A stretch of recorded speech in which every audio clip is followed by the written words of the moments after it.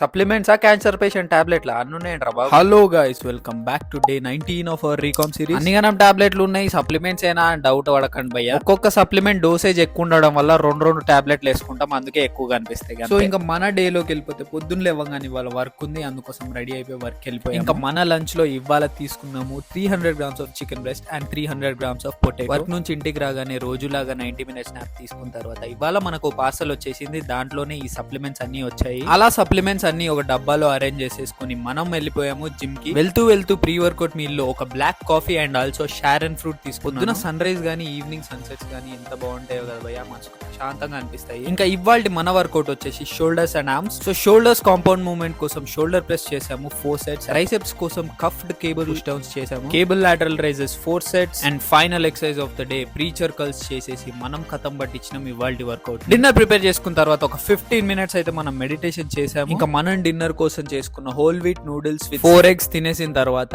Last కి ఒక 10 minutes journaling చేసుకున్నాము. ఈ రోజుకి ఇంతే గైస్, మళ్ళీ రేపు వెళ్దాం, బాయ్.